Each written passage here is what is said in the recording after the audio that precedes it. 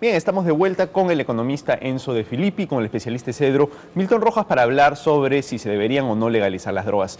Enzo, Milton, muchas gracias por estar aquí. Gracias a ti por la invitación. Milton, yo entiendo que tú tienes una posición contraria, ¿cierto? ¿Tú crees que a pesar de que ahora existe un movimiento mundial pro legalización, esto vendría a ser una mala política pública? ¿Nos puedes contar por qué?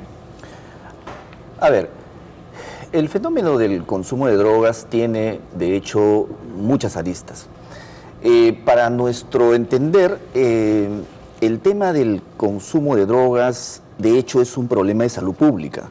De hecho, también forma parte de toda una cadena perversa. Una de ellas también es la económica, no cabe duda. Sin embargo, no todo se puede explicar solamente desde una perspectiva económica. Para nosotros, el problema del abuso y la dependencia de drogas es un problema de salud pública, y que las experiencias previas en algunos países que abrieron la totalidad de las puertas, tanto al consumo como la producción, la distribución, etcétera, esa experiencia nos hace decir de que no es conveniente para un país tan particular como el Perú, donde se matiza inclusive, hablando de la marihuana, con problemas de las drogas cocaínicas. Lamentablemente el Perú... Tú estás diciendo que las experiencias extranjeras, por ejemplo, el caso de Holanda, ¿no? O Suecia, por ejemplo. Son los casos más conocidos. O Reino Unido, por ejemplo. O sea, tú dices que esas experiencias de legalización, una vez analizadas, no son buenas para... No serían buenas para nuestra realidad. ¿Por qué? Porque es una realidad muy heterogénea y, como te decía, que se matiza con un enorme problema de narcotráfico. ¿A qué te refieres con heterogénea, una realidad heterogénea? Claro, porque de hecho el nivel social, económico, cultural, etcétera, es demasiado variado en nuestro medio. Por ejemplo, incomparable con la de Uruguay. O sea, lo que quieres decir es que gente sin educación... A ver, si nosotros legalizáramos acá, corrígeme si me equivoco, lo que quiere decir es que la gente que no está bien educada abusaría de las drogas. Es un factor de riesgo, aunque no determinante, pero está totalmente documentado que el grado de instrucción forma parte de los factores de riesgo del abuso de alcohol y otras drogas. Entonces, por eso, lo que tú quieres decir es que en un país con menos educación, si se legaliza, podríamos esperar que exista un mayor abuso de drogas. Así es, entre otros factores. ¿Y cuáles son esos otros factores? Los otros factores, por ejemplo, es que está demostrado, está documentado suficientemente que en los países donde se ha liberalizado el consumo, se ha incrementado de una manera importante las demandas de ayuda. Por ejemplo, un dato muy fresco, se habla mucho de Holanda. El Observatorio de Drogas de Europa, de Europa, el año 2013, en su informe sobre demandas de tratamiento en países europeos, la que encabeza la demanda de ayuda principalmente de gente joven es Holanda. Datos de 2013, oficial. Por otro lado, experiencias previas como de Suecia, cuando se experimentó que se incrementó el consumo, tanto la prevalencia como la demanda, tuvieron que retroceder. Lo mismo ocurrió con el Reino Unido, ¿no? Por otro lado, está totalmente documentado que los consumos precoces de marihuana en chicos entre 12 o 13 años es altamente riesgoso, principalmente por las nuevas calidades y variedades de marihuana que se están fumando en el mundo, que paradójicamente, por ejemplo, en Oregon, en Estados Unidos, en Colorado, perdón, en Estados Unidos, se han registrado potencias de marihuana que llegan hasta el 34%. Desde un punto de vista clínico, no económico ni antropológico, desde un punto de vista clínico, eso es extremadamente significativo. Ahora, tú efectivamente, Milton, tienes razón al decir que esto es un problema de salud pública, pero, y Enzo, me gustaría que tú nos dieses tu posición al respecto.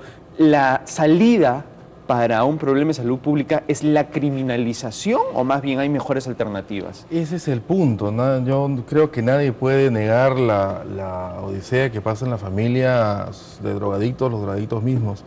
El problema es si es que la política pública para prevenir los efectos del consumo excesivo están dando resultados, y de hecho creo que es bastante evidente que no. El hecho que el consumo temprano sea riesgoso y que se siga aumentando, por lo menos los niveles de incidencia continúen en los mismos niveles, es una evidencia de que la manera como estamos intentando prevenir las consecuencias del consumo excesivo no está funcionando. ¿Es un problema de salud pública? Perfecto. Necesitamos una política pública para atacar el problema. La criminalización no funciona. La criminalización lo que hace es que facilita que los criminales que podrían dedicarse a cualquier cosa se dediquen a esto y por lo tanto con el dinero que obtienen mediante este tráfico corrompen al resto de la sociedad. El tema está en que es absolutamente necesario entender que liberalizar, aunque pudiese ser la solución, liberalizar unilateralmente el consumo o el tráfico o la venta de cocaína, que es un mercado mundial, no nos va a ayudar para nada, ¿no? Mientras, ¿Por qué? Porque mientras el mercado esté dominado por delincuentes, los delincuentes van a seguir dedicándose a esto. Y si nosotros liberalizamos la comercialización de cocaína, lo único que vamos a hacer es atraer delincuentes.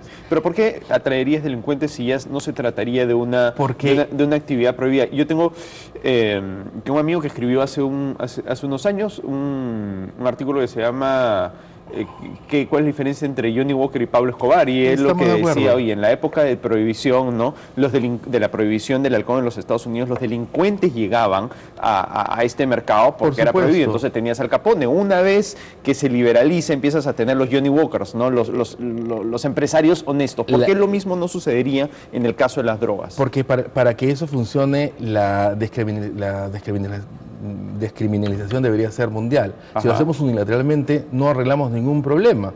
Los delincuentes, los Pablo Escobar, van a seguir dedicándose a esto con la única ventaja que van a tener ahora en el Perú un lugar para limpiar el dinero. Pero claro, o sea, quisiera que desarrollaras un poquito más esa idea, porque, o sea, ¿por qué?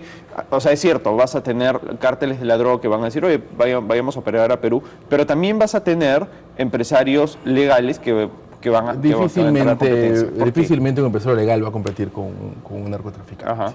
De hecho, mira, la solución, y no lo digo yo, lo ha dicho Vargas Llosa, pasa por un acuerdo entre países consumidores y países productores para descriminalizar esto a nivel mundial. Hacerlo Perú, cuando la mayor parte, casi toda nuestra producción de cocaína es para exportación, no tendría sentido. Diferente puede ser la marihuana, y de ahí ya tenemos el caso de Uruguay, que lo razonable es ver si es que realmente le funciona. Estoy de acuerdo que Uruguay no es lo mismo que Perú, pero de ahí a predecir que una solución de política pública que funciona en un país necesariamente no va a funcionar en otro, no sé, yo me gustaría verlo. Y de hecho ya hay otros países que lo están haciendo. Uruguay es el caso claro, y me gustaría ver si es que reduce el consumo de drogas fuertes y reduce la incidencia de el crimen en el tráfico de marihuana. Claro. Milton, ¿y tú qué piensas del tema de que quizá la criminalización, cuando hablamos de la criminalización, no estamos teniendo en cuenta una serie de costos sociales que genera la criminalización? O sea, la criminalización genera, para empezar, violencia, ¿no? Si bien todos estamos de acuerdo en que el problema de las drogas es un problema de salud público serio, una vez que lo criminalizamos empiezan los enfrentamientos pues, con los narcotraficantes, empiezan además, que son enfrentamientos muy violentos donde se pierden pues, vidas de valientes policías. Desarrollas pues un sector de criminalidad que termina influyendo en el gobierno, que termina pues comprando funcionarios públicos.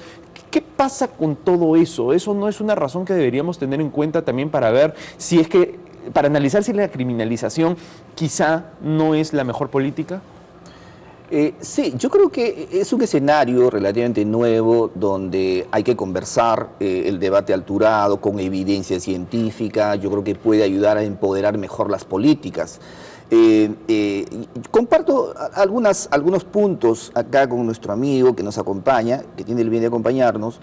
En lo que yo disento sí es, por ejemplo, en que definir a las políticas antidrogas del Perú como un rotundo fracaso. Hay que ser muy cautos ahí, porque cuando usted compara, por ejemplo, a nivel macro, las tasas de consumo, por ejemplo, de marihuana, hasta de drogas cocaínicas, respecto a países muy cercanos, ¿no? Afortunadamente nosotros no estamos liderando los consumos, eso es muy importante y que muy poco se dice. Por ejemplo, en marihuana, Chile consume muchísimo más marihuana que Perú, Uruguay. Ahora, pero eso es un éxito de la política, o sea, porque a mí me da la impresión, o sea, a ver, creo que podríamos decir que eso es un éxito de la política si es que nosotros hubiéramos empezado acá en consumo y gracias a la política estuviésemos acá, pero hasta donde entiendo eso no es lo que ha pasado. No, pero, ojo, perdón. Entonces no es un efecto de la política, es un efecto pues de que en Perú no se consuma tanto marihuana y que se produce más para exportación. Claro, cuando tú ves el comportamiento desde hace, por ejemplo, 2 o 3 décadas atrás del tema de la pasta básica y sus derivados de la cocaína. Pero pasta básica es otra cosa, estamos hablando de marihuana. Correcto, pero un poco para ir ahí, ¿no? Efectivamente, ahí tú ves que ha habido una reducción y ahora, por ejemplo, el consumo está totalmente estable. En marihuana también está ocurriendo eso, las estadísticas lo dicen, ¿ya? Entonces no ha habido un despunte, por el contrario, cuando tú ves históricamente, estadísticamente, cómo se han comportado los patrones, en drogas cocaínicas ha habido una caída y una estabilización. En marihuana también, más o menos por el estilo. Ahora, lo que sí es importante decir, porque tampoco no estamos en el mejor de los mundos, ¿no? Que sí, por ejemplo, hay aspectos preventivos que hay que redefinir. Por ejemplo, implantar lo que es la detección temprana para evitar el escalamiento de adicción, porque de esa manera vamos a disminuir la población enorme de adictos, por ejemplo, ¿no? Perfecto. Bien, vamos a ir a una pausa y volvemos con Rumbo Económico.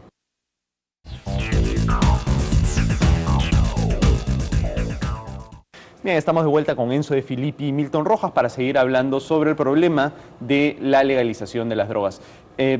Enzo, tú estabas hablando sobre el caso puntual de la marihuana, ¿no? ¿Qué es lo que ha sucedido en general con el tema de los precios? Mira, hay un gráfico que en este momento está mostrando en pantalla que es la evidencia incontrovertible del fracaso de la política de la criminalización. Lo que nos dice ese gráfico es que los precios en Estados Unidos y en Europa han venido descendiendo. El objetivo de la política de criminalización es que el precio de la cocaína, el precio de la droga, sea tan alto que desincentive el consumo. Claro. Y cuando ves los precios del año 90, ves el gráfico de la izquierda, es el precio de la cocaína en la zona euro, y ves que ha venido cayendo tanto al por mayor como al por menor. Y en Estados Unidos, si bien tienes subidas y bajadas, lo que ha ocurrido es que el precio ahora es menor que 1990. Estos son datos de las Naciones Unidas, de la Oficina contra las Drogas y el Crimen, y estos gráficos han sido hechos por el IPE. Esto es una evidencia de que la criminalización ha fracasado, y si a eso le sumas todos los recursos públicos que se gastan en el combate contra el narcotráfico, que no pueden ser gastados en la prevención, justamente, entonces la evidencia de que la política de criminalización es un fracaso es absolutamente incontrovertible, ¿no? Milton, ¿tú qué respondes a eso? Porque hace un rato tú decías que en Perú se ha reducido el consumo de ciertas sustancias, pero lo que es cierto es que la política tal como está diseñada ahora no busca atacar el consumo, sino realmente busca atacar la producción criminalizándola. Y los datos que nos da Enzo es que, por lo menos a nivel mundial, ¿no?, los precios de las drogas se han abaratado. Claro, ¿no? Entonces, entonces el mercado de la droga ha crecido. Sí, de hecho que hay un abaratamiento de las drogas, y en el caso en particular de la marihuana también se está viendo que hay un abaratamiento. Sin embargo, en la marihuana puntualmente hay que señalar que de repente la mayor parte de la gente, incluyendo profesionales, desconocen algunos puntos. Por ejemplo, hay 2 tipos o 2 calidades de marihuana en nuestro mercado. La marihuana tradicional, que tiene un costo bajísimo. Los chicos por 5 o 7 soles pueden comprar una cantidad bastante importante de marihuana, como también las marihuanas sintéticas, entre comillas, que sí, efectivamente en nuestro mercado acá, las nuevas marihuanas tienen un costo bastante elevado, ¿no? Ahora, costo-beneficio desde un punto de vista económico es importante considerar. De hecho, la criminalización también es un problema. Ahora, perdón que te interrumpa, porque ahora que tú estabas hablando de las calidades, se me ocurría que hay un argumento que se usa mucho justamente en pro de la legalización, y es que cuando tú abres un mercado, cuando lo legalizas, hay mucho más información y los consumidores tienen mucha más información también sobre qué tipo de sustancia están consumiendo, porque bueno, o sea, saben exactamente quién le está produciendo, el paquete pues te viene incluso pues con todas las indicaciones, con control de calidad, hay marcas conocidas, ¿cierto? El problema, o uno de los problemas del mercado negro, es que nadie sabe lo que está comprando, entonces incluso para la salud un mercado negro puede ser más riesgoso. Pero también desde una perspectiva económica, yo no soy economista, pero conozco lo básico, cuando se abren los mercados de drogas también se crean 2 mercados paralelos, pues. Yo creo que eso también es el problema, ¿no? Hay un mercado ilícito, pero también hay un mercado lícito, ¿no? Ahora, en ese punto... ¿Por qué habría uno ilícito si justamente ya está permitido? Bueno, normalmente las experiencias que se ha visto es que se generan estos dos mercados, ¿no? Pero también quisiera enfatizar en que se pone como argumento de que el Estado debiera de entrar a tallar acá para regular un poco, por ejemplo, lo que tú decías, el control de la calidad.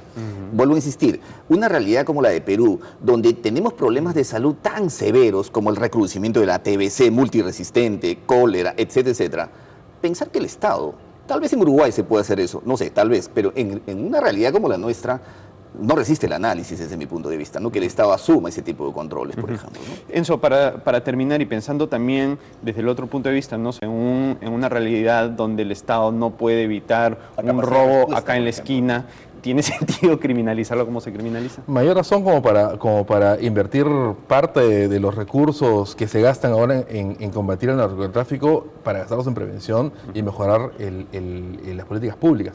El problema de fondo, desde el punto de vista económico, es algo bastante sencillo.